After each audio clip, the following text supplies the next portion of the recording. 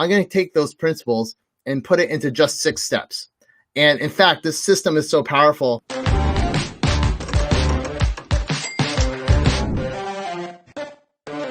Sales Ascenders, Chris here. Hey, you are at the Spotlight series. And if you love hearing about increasing sales and finding some new innovative ways of what's working right now in the marketplace, you're in the right spot, because today's guest has actually been a part of growing over 10,000 companies, including Fortune 500 companies like ADP, Ford, and AutoNation. And he became the Google Partner of the Year.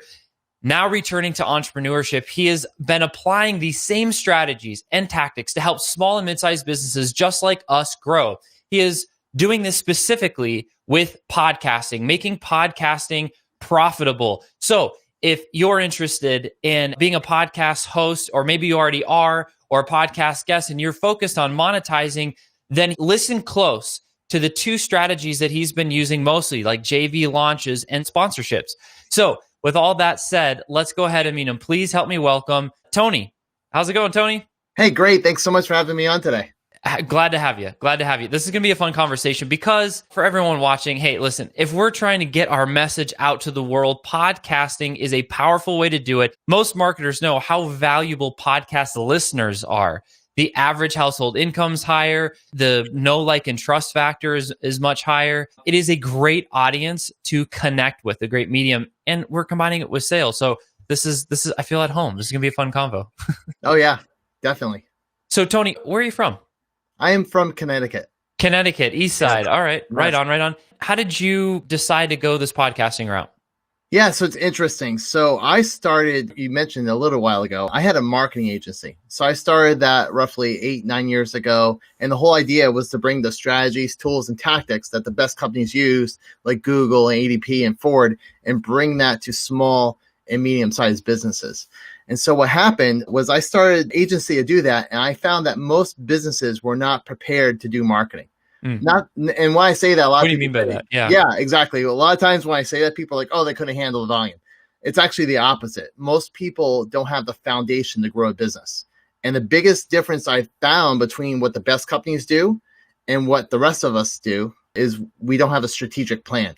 And so roughly about 3 years ago, I started a training company called Results Training. And the purpose of that was to teach small businesses what the biggest companies do that they aren't.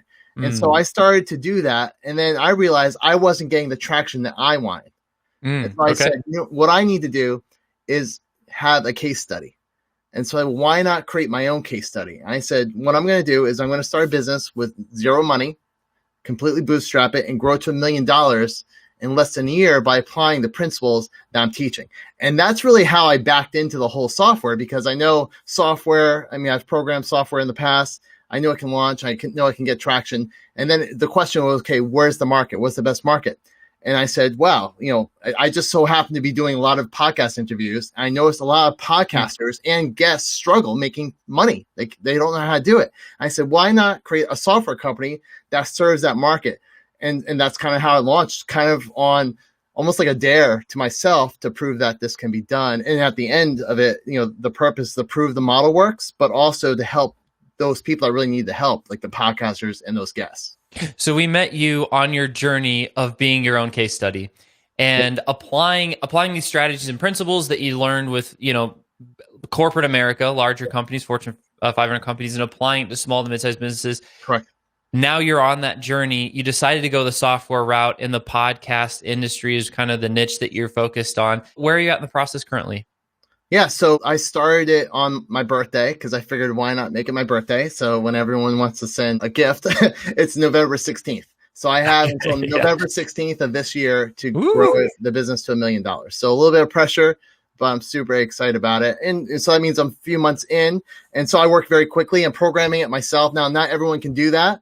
But even if you hire developers, you could do it relatively inexpensively. So I have a little bit of advantage, but it doesn't mean other people can't do something similar, or maybe you don't do software, you do something else. But I'm roughly, 3-4 months in. We just launched our alpha. We just finished that phase, not that too many issues or bugs. And now we're actually going into our beta release, and we're being, discussed one of the largest podcast conferences that's going on this week. And so we're super excited about that. Well, congrats. You got a lot ahead of you, but you've already accomplished a lot, which is great. And what's the name of your software? It's called Castosity. Can you spell that for us? Casocity. And it kind of harkens back to I kind of cut my chops in the automotive industry.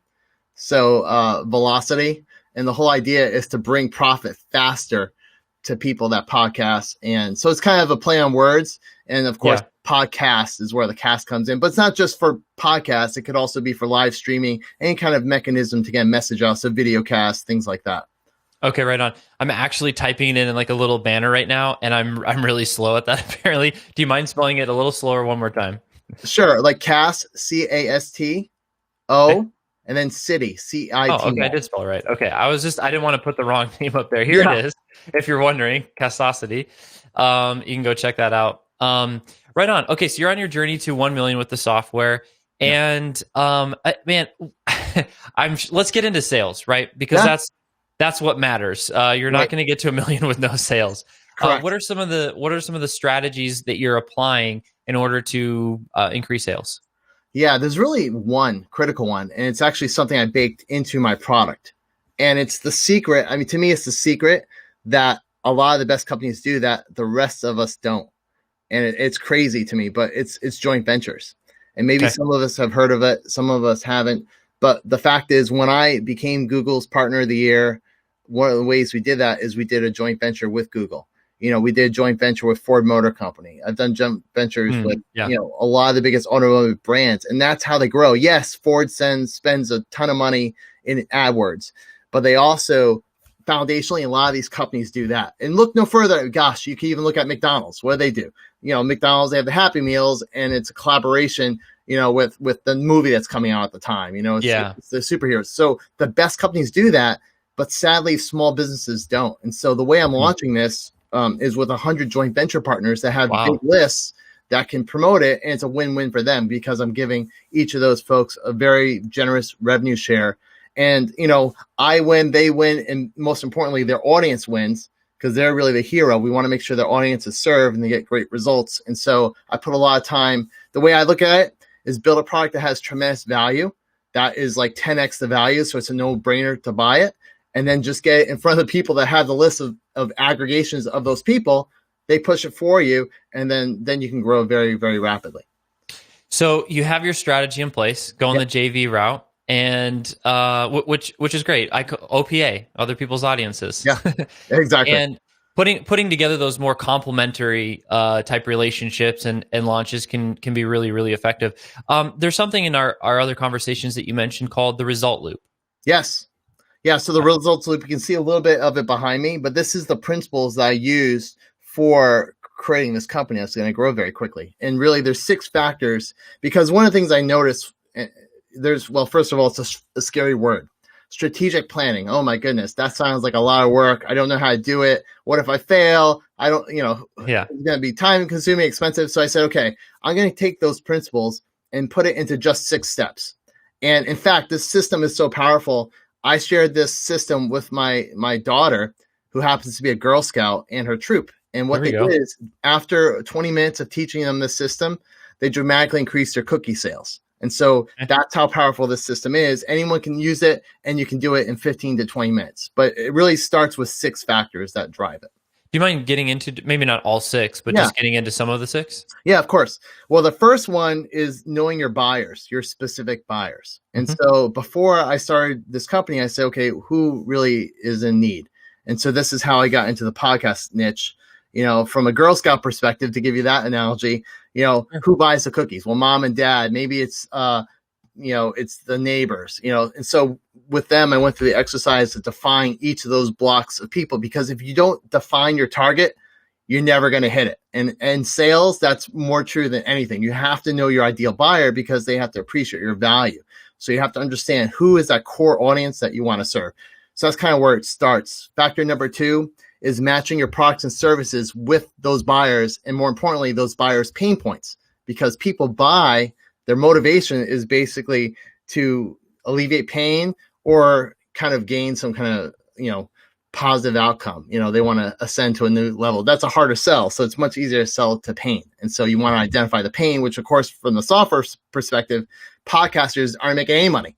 They'll spend hours and hours producing podcasts and they make nothing. And so that's a huge pain point. And then it's the same problem on the guest side. As being a guest interview, most people don't know how to turn that into a sales opportunity. And so that's a problem for them too. So that's kind of how I define that. And then the other parts of it, we get into how you create your value proposition, and that has to do with your messaging.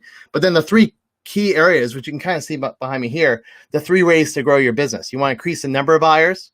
You want to increase the average order size or lifetime value of those buyers. And then finally, you want to increase the loyalty. You want those people to come back and again and again. So you might be in a great position if you sell them once, but how much better would you be in if you had them coming back month after month, or what I like, which I built in my system, my software system, a recurring revenue model where people are buying month after month. I love it. Love it. A little hints of Jay Abraham in there. Absolutely. I'm a huge Jay Abraham fan. A lot of this is modeled off of him, but the problem is he didn't actually tell you how to do it. So my course actually goes into how do you actually do this? So yes, I know this theoretically, but how specifically do you do it? And then in his model, he's a little weak in the loyalty part. Yeah. So I put a whole model together behind it. But yes, absolutely. Jay Abraham was definitely an inspiration. He's a fantastic marketer. Yeah. And I was just going to highlight, I'm glad you mentioned the loyalty piece and highlighted that, because that's one I was like, oh, okay, that one, retention, lifetime value of a customer. Those are really important things for a business, of course. And so it sounds like you're mindful of that. Right on. So the result loop, you're on your journey, you're building your software company. Now, for everyone listening to this right now that is a podcast host, I'd like to spend a little bit of time on the host piece and also the guest side. But let's start with the host piece. We're a host. We're looking to monetize. You mentioned, hey, JV launches as a strategy. I'm assuming that's also what you're advocating. Yeah. But there's also this element of sponsorship. So if we're, from a podcast host perspective, how do we approach sponsorships? Yeah, what's interesting, there's a lot of interview companies out there, which I love them. I've used them myself. And they, as a guest, you can spend thousands of dollars to get on great podcasts. The problem is the podcaster gets nothing, so that equation to me is fundamentally unfair. Yeah. And so my idea was like, okay, how do we monetize this? And really the easiest way that I found was through sponsorships. So me as a guest, it would be to my benefit to sponsor the shows I'm on. So that's the very first stab at this. And so what we did was create essentially a competitor to Calendly. And so what we're doing is monetizing the booking process. So when I go on to a show to book, instead of filling out a form multiple times, if I'm in the system, I only do it once. But if I'm not, I fill it out one time, because as a guest, it gets really annoying putting the same information in again and again, like my name and all that basic stuff doesn't have to be done over and over again. So that's the value proposition for the guest. But as a host, what happens is I fill out that form. It gets stored into a centralized database, almost like a CRM for your podcast. So you know who the guest is and all about them. Okay. And then after that process is done, it's a funnel. So I fill out the calendar, say what I want, and then I get asked the question, hey, do you want to sponsor your own episode? Why would I want to do that? Well, as a host, you'll have more money to promote it. So maybe you can throw some money at Facebook ads. Maybe you'll be able to put it out to your email list. A lot of times people are doing that for free, or they can't do it because they just can't afford, the $10 for Facebook ads. So this helps monetize at the first level. And then from there, we can aggregate those lists and get you in front of national sponsors. So I can go, once we get 1,000 people on it, I can go to a national sponsor and get bigger sponsors as well. Gotcha. So from a host perspective, the pitch is like, hey, your guests coming on, have them pay to essentially be on your podcast. And it sounds like the exchange, the transaction is, we're going to take these dollars and I'm going to put some gasoline on this fire. So we're going to expand the reach, doing ads, paid advertising. Exactly. Okay, so that's that particular strategy. Is the podcast host taking like a percentage of that for profit and then spending the rest of it for ads? Are they spending all of it for ads? Or they recommend? They can take a sponsorship part of that as profit, and the model that's one model. So one model is to have your guests sponsor it. Another model is you could have a velvet rope experience. So a lot of times podcasters won't be able to push your episode out for 6 months? What if you could just charge a nominal amount of money? And again, I'm just starting baby steps. Like the first goal for a podcaster is to break even, because most don't even do that. So I'm just starting there. But believe me, the opportunity gets way bigger, especially as you grow your podcast. But the first step is to monetize your show through sponsorships. Another strategy is to give the velvet rope experience. So again, you get up there sooner. A third strategy. Oh, velvet. So just to make sure, like I understand that properly, you're saying, hey, if you book right now, like if someone even wanted to be on the Spotlight series, we're like almost into June. And so it's like, hey, if you have a launch or something that's more important, or want to just go earlier, this is really just content and value for everyone. But assuming this was like a podcast, someone would pay me to go sooner, essentially. Correct. Or on a specific date, like you said, to match a book launch or a product launch. So that's another way to do it. A third way that you can do it is literally to have them pay to be on your show. Now that's more of a direct sale, but if you have, 10, 20,000 people that listen to your podcast, now it's as big of a market. Most of us don't have that. But if you did, you could charge to be on the podcast. And then the fourth model is, again, almost like a funnel. Okay, you're going to be booked on my show. If you're booking guests that are your ideal audience, which is a really good idea. If you want to grow your sales quickly, get your ideal buyer on and have a conversation for a while. It's a very easy sales strategy. But then you can offer them a lead magnet there. You could also offer a sale for a course, because, and it's a non-salesy way of doing it, right? Because the way I like to do sales is not to add value, not to be pitchy. So you can very easily do that by just incorporating it into your process. Awesome. Okay. So from a host perspective, those definitely, 4, 5, 6 ideas that you can implement to focus on growing your business and monetizing. Now, switching gears into the guest side. You started to mention a couple of those things with the guest perspective. And part of being a guest is, okay, I'm going to go guesting on some podcasts. Here we go. And, I need a headshot, I need a bio. And, usually having like a story list, I notice is a thing. It's like, well, what can you talk about? It's and then finding those right audiences. There's certainly labor there, sales labor, prospecting labor, finding the right people, connecting, networking. So you're saying Castosity is kind of a platform that helps with some of that labor.